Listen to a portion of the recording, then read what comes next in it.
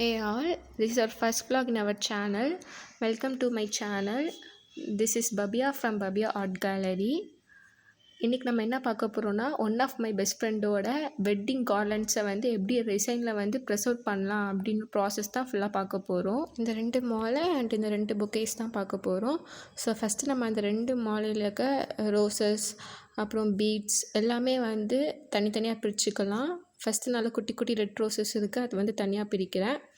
அதுக்கப்புறம் வந்து அதில் பீட்ஸை தனியாக பிரித்து வச்சுக்கலாம். அதில் கொஞ்சம் டஸ்ட் இருக்குது, அவங்களே ட்ரை பண்ணி கொடுத்தனால. அண்ட் இது வந்து ட்ரைடு ஃப்ளவர்ஸ்.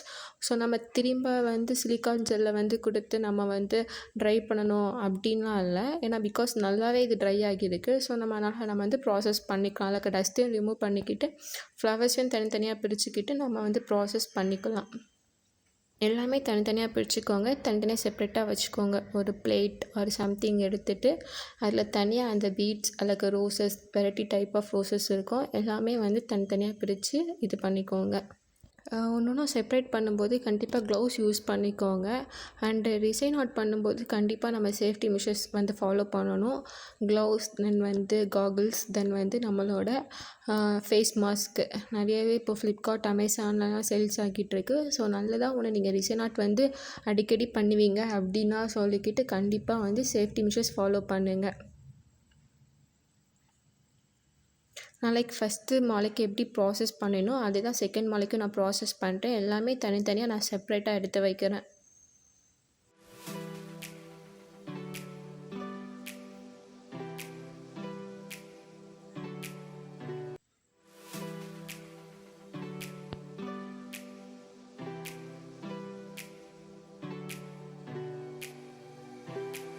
ரெண்டுமே கம்ப்ளீட்டாகவே நான் எடுத்துட்டேன். தென் செகண்ட் வந்து இப்போ நம்ம வந்து பொக்கே வந்து ஓப்பன் பண்ணிக்கிட்டு அதில் இருக்க ரோசஸ், ஃப்ளவர்ஸ் அதில் இருக்க எல்லாத்தையுமே நம்ம தனித்தனியாக கட் பண்ணி செப்ரேட்டாக பண்ணி வைக்கிறோம்.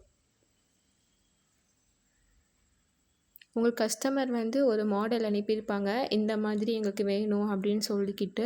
ஸோ அதுக்கேற்ற மாதிரி எவ்வளோ ஃப்ளவர்ஸ் தேவைப்படும் அது எல்லாமே கரெக்டாக நீங்கள் ஒரு கேல்குலேஷன் பண்ணி வச்சுக்கோங்க. ஒரு ப்ராஜெக்ட் பண்ண போகிறீங்கன்னா அதுக்கு முன்னாடியே அது ஒரு கேல்குலேஷன் பண்ணி வச்சுக்கோங்க. அந்த அவங்க தர திங்ஸை வச்சு இவ்வளோ ஆகும் அப்படின்னு சொல்லிக்கிட்டு அண்ட் நோட் பண்ணி வச்சு அதை நீங்கள் தனியாக எடுத்து வச்சுக்கோங்க.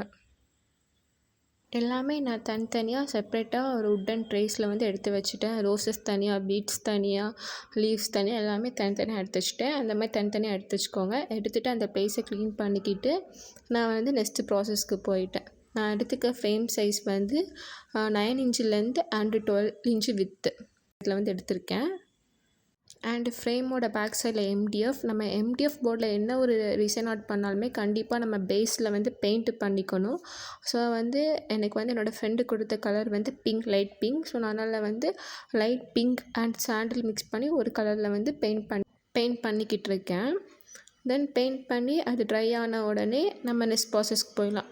அக்ரிலிக் பெயிண்ட் தான் யூஸ் பண்ணுறது. அது உடனே வந்து நம்மளுக்கு ட்ரை ஆகிடும். எம்டிஎஃப்ல லைட்டாக நம்ம வந்து பேஸ் கொடுத்தா போதும். ஒயிட் ஆர் உங்கள்கிட்ட வந்து அவங்க கொடுத்த கலர் வந்து பெயிண்டில் இல்லை அப்படின்னா கூட நீங்கள் ஒயிட் கூட யூஸ் பண்ணிக்கலாம். நெக்ஸ்ட் ப்ராசஸ் வந்து ரெசின் அண்ட் ஹார்ட்னர் மிக்ஸ் பண்ணுறது தான். இப்போ வந்து நீங்கள் பிகினர்ஸ் அப்படின்னா நம்ம கூகுளில் வந்து ரெசின் கேல்குலேட்டர்னு ஒரு பேஜ் இருக்குது. அதில் போயிட்டு எவ்வளோ வித்து அந்த இப்போ சர்க்கிளில் பண்ணுறீங்கன்னா சர்க்கிள், ரெக்டாங்கிள், ஸ்கொயர் என்ன சைஸில் பண்ணுறீங்களோ அதோட சைஸ், வித்து எல்லாமே கொடுத்துட்டிங்க, லென்த் எல்லாமே கொடுத்துட்டிங்க அப்படின்னா அதுவே நம்மளுக்கு வந்து ஒரு கேல்குலேஷன் கொடுத்துரும். இந்த ப்ராஜெக்ட் பண்ண இவ்வளோ ரெசின் வந்து அண்ட் ஹார்ட்னர் வந்து தேவைப்படும் அப்படின்னு சொல்லிக்கிட்டு நான் வந்து அடிக்கடி பண்ணுறதுனால எனக்கு தெரியும். ஸோ நான் அந்த கேல்குலேஷனில் எடுத்துட்டேன். அண்ட் லைட் பிங்க் கலர்னால் ஒரு மாதிரி கில்டர்ட் ஷேப்பில் வேணும்னு சொல்லிக்கிட்டு நான் வந்து பிக்மெண்ட் கூட கொஞ்சம் ஒயிட், தென் வந்து கொஞ்சம் ஒயிட் கில்டரையும் மிக்ஸ் பண்ணேன். லைட் பிங்க் கில்டர் கலர் வரணும் அப்படின்னு சொல்லிக்கிட்டு நீங்கள் வந்து அந்த ரெசின் பிக்மெண்ட்டில் யூஸ் பண்ணும்போது ஏதாவது வந்து டூத் ஸ்டிக் அந்த மாதிரி ஏதாவது வச்சுக்கோங்க, ஐ ஸ்டிக் ஏதாவது வச்சுக்கோங்க. ரெசினில் பட்டுட்டு அந்த கலரில் மிக்ஸ் பண்ணாதீங்க, உடனே அது ட்ரை ஆகிடும். ஸோ தனியாக எல்லாத்துக்கும் ஸ்டிக் யூஸ் பண்ணிக்கோங்க. நல்லா மிக்ஸ் பண்ணிக்கோங்க. ஒரு 5 or 10 மினிட்ஸ் நல்லா மிக்ஸ் பண்ணிக்கோங்க. குட்டி குட்டி பபிள்ஸ் வரும், அதுக்கு பபிள் பஸ்டர் யூஸ் பண்ணிக்கோங்க. யூஸ் பண்ணிவிட்டு நம்மளோட ப்ராஜெக்டில் வந்து அதை வந்து நம்ம ரெசினை வந்து ஊற்றிக்கலாம். தென் நான் வந்து பூ செட் பண்ணுறத எடுக்கலை, வீடியோ ஸ்கிப் ஆகிடுச்சு. ஸோ வந்து உங்களுக்கு எப்படி கஸ்டமர் நீடோ அதே மாதிரி வந்து பூவை வந்து நீட்டாக செட் பண்ணிக்கோங்க. ஃபஸ்ட்டு ப்ராசஸ் வந்து பேஸ் ரெசின் ஊற்றிட்டு பூ ட்ரை ஆனோடனே பூவெல்லாம் செட் பண்ணிட்டேன். பூ செட் பண்ணிவிட்டு கூட ஃபோட்டோஸும் வச்சு நம்ம வந்து ரெசின் ஊற்றிக்கலாம். பட் நான் என்ன பண்ணேன்னா, எனக்கு இதுவும் ஃபஸ்ட் டைம் இந்த பூலாம் வச்சு பண்ணுறது. ஸோ அதனால் வந்து ஃபஸ்ட்டு பூவை வந்து நீட்டாக செட் பண்ணிவிட்டு அதுக்கு ஃபஸ்ட்டு ஒரு கோட்டிங் ரெசின் ஊற்றிக்கிட்டேன். அதுக்கப்புறம் photo then name stick dates எல்லாமே பேஸ்ட் பண்ணிக்கலான்னு சொல்லிக்கிட்டு ஃபஸ்ட்டு ஒரு கோட்டிங் பூவுக்கு மட்டும் நான் வந்து ரெசின் ஊற்றி வச்சுட்டேன். தென் செகண்ட் என்ன ப்ராசஸ்னால், நம்ம ஃபோட்டோலாம் பேஸ்ட் பண்ணோம்னால நம்ம எப்போவுமே ஒவ்வொரு ப்ராசஸ் முடிஞ்சதுக்கப்புறம் நம்ம சாண்டிங் பண்ணுறது நல்லது. சிலவங்களுக்கு சாண்டிங் சொன்னாலே புரியும். இல்லைனா எமரி ஷீட் யூஸ் பண்ணலாம். என்கிட்ட வந்து சாண்டிங் மிஷின் இல்லை. ஸோ நான் வந்து என்ன பண்ணேன்னா, கடையில் போயிட்டு 150 கிரிட் 100 கிரிட் தென் 80 கிரிட்டில் எமரி ஷீட் வாங்கிட்டு அதை போட்டு நல்லா தேய்ச்சேன். பட் நம்மளுக்கு சாண்டிங் மிஷின் இருக்கிறது ரொம்பவே வந்து யூஸ்ஃபுல். ஏன்னா எமரி ஷீட் யூஸ் பண்ணும்போது நமக்கு ரொம்ப ஹேண்ட் வலிக்கும். நான் தேர்ட் ப்ராசஸ் ஸ்கிப் பண்ணிட்டேன் வீடியோ எடுக்காமல். என்னென்னா ஃபோட்டோ அண்ட் ஸ்டிக்கர்ஸ். ஃபோட்டோ வந்து லேமினேட் பண்ணிவிட்டு double side cello tape use பண்ணி பேஸ்ட் பண்ணிக்கிட்டேன். அண்ட் வினில் ஸ்டிக்கர்ஸுமே வந்து என்கிட்டே மிஷின்ஸ் இருக்குது. அதனால் நான் அதில் வந்து வெனில் ஸ்டிக்கர்ஸ் ரெடி பண்ணி பேஸ்ட் பண்ணிக்கிட்டேன். பேஸ்ட் பண்ணி ஒரு லேயர் ஊற்றிக்கிட்டு அதில் எமரி ஷீட் போட்டுட்டு இது அடுத்த கோட்டிங் தான் ஊற்றுற வீடியோ. இதில் வந்து ரோசஸ் இருக்கிறனால நம்ம வந்து கரெக்டாக வைக்கும்போதே நல்லா ப்ரெஸ் பண்ணி வச்சிட்டோன்னா நம்மளுக்கு இதுவே ஃபைனல் கோட்டிங்காக இருக்கும். பட் வந்து இந்த பூலாம் மேலே தெரியறனால நம்மளுக்கு வந்து அதை ஃபீல் பண்ணும்போது நம்ம கையிலலாம் வந்து அது வந்து குத்தும். ஸோ அதனால வந்து அகெயின் நம்ம வந்து எமரி ஷீட் போடுற மாதிரி தான் இருக்கும்.